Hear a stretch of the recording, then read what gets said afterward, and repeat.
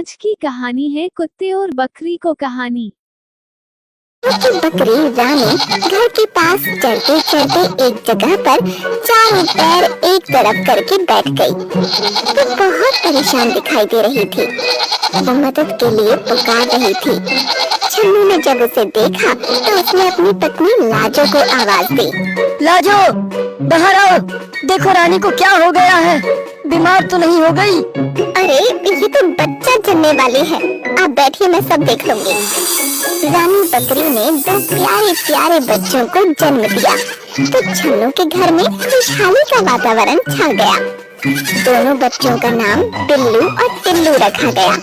छन्नू के कुतिया और उसके दो बच्चे जिनका नाम शेरा और बघेरा था, बकरी के दोनों बच्चों को देखने के लिए आ गए। बिल्ले उनसे खेलना चाहते थे, इसलिए आगे बढ़ गए। हमारे घर की आबादी बढ़ रही है, अब तक हम लोग कुल 6 हो गए हैं। ये लोग तो फैमिली प्लानिंग को नहीं मानते। अच्छा है, जनसंख्या बढ़ने दो।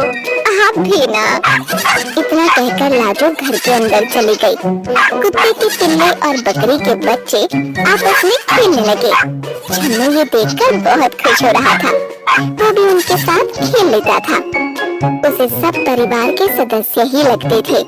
वो उनकी सुरक्षा का पूरा ध्यान रखता था। रात के समय बकरी रानी और उसके बच्चे एक कमरे के अंदर रहते। कभी कभी कुतिया और उसके बच्चे भी वहीं रहते थे। एक दिन कुतिया और उसके बच्चे रात के समय कमरे के बाहर ही बैठे थे। अचानक एक सियार छन्नू के घर की बाउंड्री के अंदर आ गया। कुतिया के कान खड़े हो गए। उसे अपने बच्चों की चिंता हो गई। उसने झट से शेरा और बघेरा को पीछे सुरक्षित स्थान पर भेज दिया और उनके आगे खुद सतर्क होकर बैठ गई। सियार ने रानी बकरी के कमरे में जाने की कोशिश की। वो बार बार दरवाजे को धकेलना चाहता था। जब दरवाजा नहीं खुला तो वो कुतिया और उसके बच्चों की तरफ मुड़ गया। कुतिया ने पूरी तरह से बच्चों को अपने पीछे सुरक्षा में ढक लिया। सियार आगे बढ़ा तो माँ कुतिया उससे लड़ पड़ी। दोनों में लड़ाई होने लगी।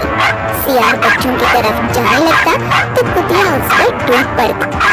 अपने बच्चों को बचाने में उसकी जान पर बनाई। छन्नू तब तक डंडा लेकर बाहर आ गया।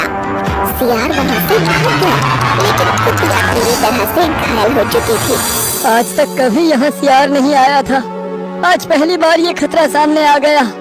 यदि मुझे इसका अंदाजा होता तो मैं इन्हें भी कमरे के अंदर ही रखता। मेरी प्यारी कुतिया देखो पूरी तरह से घायल हो गई है। दोनों बच्चे शेरा और बघेरा आकर अपनी माँ को उठाने की कोशिश करने लगे। कुतिया हिल भी नहीं पा रही थी। माँ उठो, सियार भाग गया। तुमने बड़ी बहादुरी दिखाई।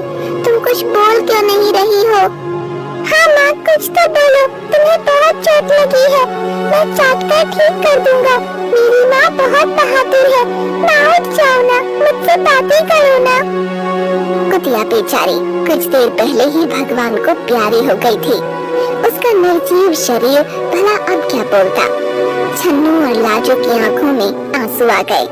उनके परिवार का एक सदस्य सदा के लिए उनसे दूर हो गया। शेरा और बघेरा अनाथ हो गए। छन्नू और लाजो को उन पर बड़ी दया आ रही थी।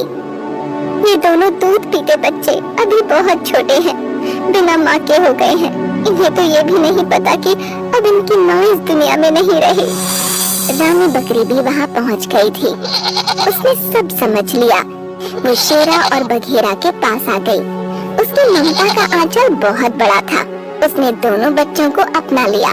शेरा और बघेरा रानी बकरी का दूध इस तरह से पीने लगे जैसे वही उनकी माँ हो। उन दोनों ने भी रानी बकरी को अपनी माँ बना लिया। वो बिल्लू और टिल्लू के साथ भी पूरी तरह से घुल मिल गए। कहते हैं ना होता जिनका कोई उनका खुदा होता है। पिल्लों की माँ बकरी बन गई। शेरा और बघेरा बड़े हो गए। वो दोनों अपनी माँ रानी बकरी और भाई टिल्लू और बिल्लू की सुरक्षा में लगे रहते थे। एक शाम सूरज ढलते ही वही सियार फिर से आ गया। कमरे का दरवाजा खुला था। रानी बकरी और बिल्लू टिल्लू वहीं पर थे। सियार जैसे ही आगे बिल्लू और टिल्लू की ओर बढ़ने जा रहा था कि शेरा और बघेरा ने उस पर हमला बोल दिया। अच्छी कदकाठी के शेरा और बघेरा ने सियार पर जबरदस्त हमला कर दिया। सियार नीचे गिर गया और शेरा बघेरा फिर उस पर टूट पड़े। उन दोनों ने सियार को संभलने का मौका ही नहीं दिया और काट काट कर उसे मौत के घाट उतार दिया।